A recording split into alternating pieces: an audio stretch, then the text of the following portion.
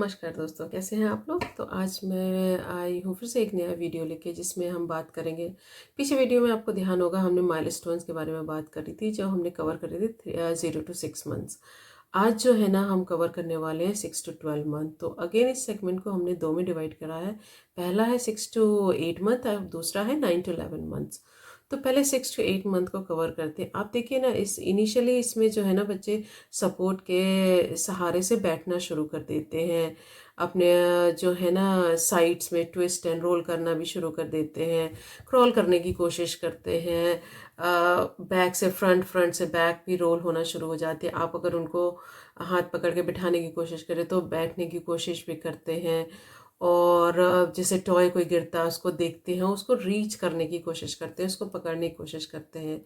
धीरे धीरे उनका बैलेंस अच्छा हो जाता है और वो जब बैठने लग जाते हैं कंफर्टेबली, तो अगर टॉय आगे गिरता है तो वो उसको उठा के वापस बैठ जाते हैं, तो अपना बैलेंस बना लेते हैं।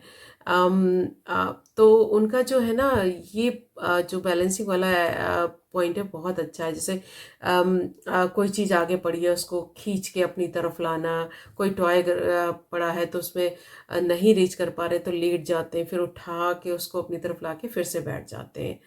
अपने आर्म एक्सटेंड करके जो है ना, अपने जैसे गिरने वाली पोजीशन में है तो अपने आर्म एक्सटेंड करके अपने को प्रोटेक्ट करने की भी कोशिश करते हैं। फाइन मोटर में आप देखो ना, उनका जो डेवलपमेंट होता है उसमें वो, अगर आप उनके हाथ में क्यूब्स पकड़ा दें तो वो अपने हाथ में क्यूब्स पकड़ लेते हैं।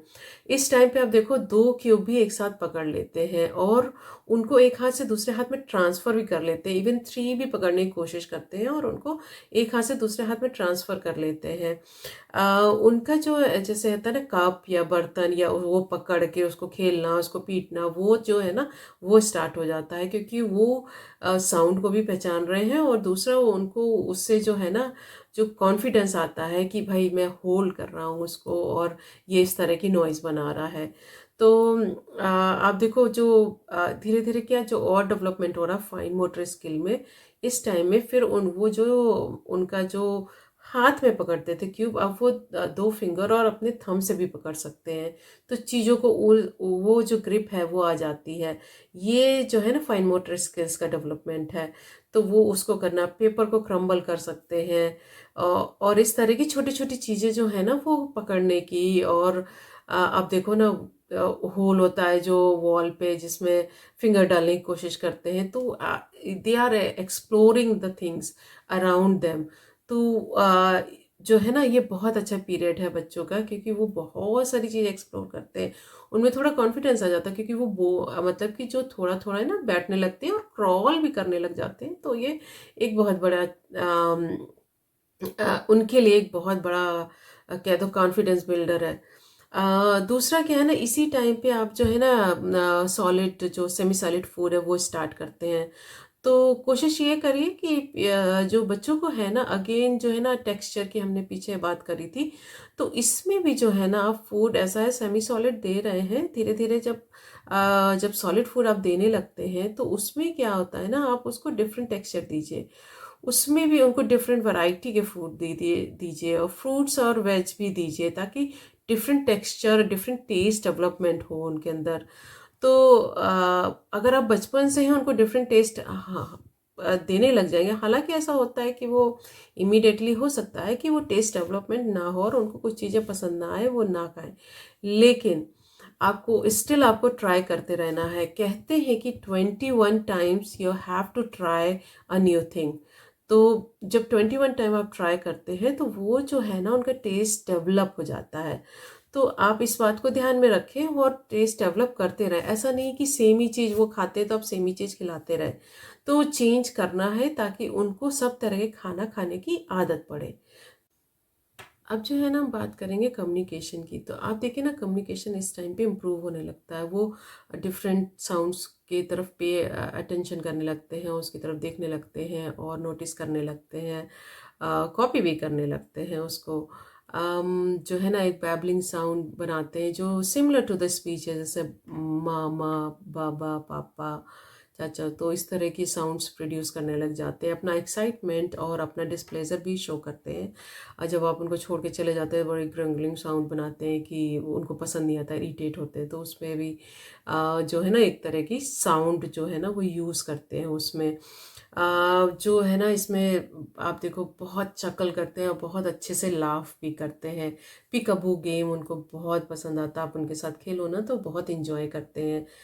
वर्ड्स को रिकॉग्नाइज करने लगते हैं, जैसे कि कप, बुक, शू, टेडी और इस तरह की जो छोटी छोटी चीज़ें हैं वो आपको इशारा करके जो है ना आपसे मांगते हैं, आप उनको बोलते हैं ये इसका नाम बोलते हैं, तो वो उसको रिकॉग्नाइज करते हैं। और कुछ और वर्ड्स जो है ना जो जिससे वो बहुत फेमिलियर होते हैं, जो आप यूज़ करते हैं उनको भी समझने लगते हैं, जैसे इधर आओ, और चाहिए। तो इस तरह की चीज़ों को जो है ना वो जो है ना रिस्पॉन्ड करने लगते हैं इस पे। आप देखो इसमें जो है ना स्पीच जो है ना नॉन क्राइंग से वर्ड्स की तरफ मूव होने लगती है, तो उसकी तरफ वो अटेंशन देने लगता है। जब आप बात करते हैं तो आपके लिप्स पे नोटिस करते हैं कि आप क्या बोल रहे हो। और इसी तरह से साउंड पूरी तरह से क्योंकि क्लियर नहीं होती है, तो वो क्या ना जेस्चर से भी अपनी चीज़ों को बताने की कोशिश करते हैं। वो अपनी ही साउंड, अपनी ही जो जो वर्ड्स वो समझ रहे हैं उसी को बोलने की कोशिश करते हैं। वो कई बार हमें समझ नहीं आता वो क्या बोल रहे हैं, लेकिन एक्चुअली वो it's a part of speech development. तो वो लैंग्वेज और स्पीच का डेवलपमेंट हो रहा है और वो अपने ही वो जो बोल रहे हैं वो क्लियर नहीं है लेकिन बोलने की कोशिश कर रहे हैं। तो जैसे जेस्चर हुआ, जैसे टाटा बाय बाय, तो वो जेस्चर देने लगते हैं, बाय बाय धीरे से अपने में बोलने भी लगते हैं। हो सकता है इतना क्लियरली नहीं हो लेकिन थोड़े समय बाद वो भी बहुत क्लियर हो जाता है। आप देखो कि अगर आप कोई चीज़ हटा लेते हो और जो इससे वो खेल रहे हैं आप हटा लेते हो, तो उन बड़ा डिस्प्लेजर शो करते हैं, अपनी बॉडी रिजेक्ट कर लेते हैं और साउंड बनाते हैं तेज से, ताकि आपको पता चले कि उनको ये पसंद नहीं आया। फेमिलियर जो जो लोग होते हैं, फेमिलियर ऑब्जेक्ट होते हैं, उनको जो है ना उनके नाम उनको समझ आने लगते हैं, जैसे मॉम, डैड, मम्मा, पापा और टेडी बियर और कप और इस तरह की चीज़ें जो है ना वो जो है ना थोड़ा थोड़ा सा बोलने लग जाते हैं या उनको बहुत अच्छे से पहचानते हैं। अच्छा मम्मा कहाँ है, तो आप पूछोगे तो वो उस तरफ देखते हैं। तो इस तरह का जो है ना जो उनके वर्ड्स का समझ आने लग जाती है। इस टाइम पे आप देखो ना एक जो इमोशनल डेवलपमेंट की अगर बात करें, तो इमोशनल डेवलपमेंट आप देखो इस टाइम वो क्योंकि उन्हें सेंस आने लगता है एनवायरनमेंट का और अपने फैमिली इन्वायरमेंट का, तो जो है ना वो नए फेसेस या नए लोगों से मिलके उनको अच्छा नहीं लगता। मतलब कि वो जो है ना अपने जो फैमिलियर फेसेस हैं उन्हीं के साथ सिक्योर फील करते हैं, वो उन्हीं के साथ अपना टाइम स्पेंड करना चाहते हैं।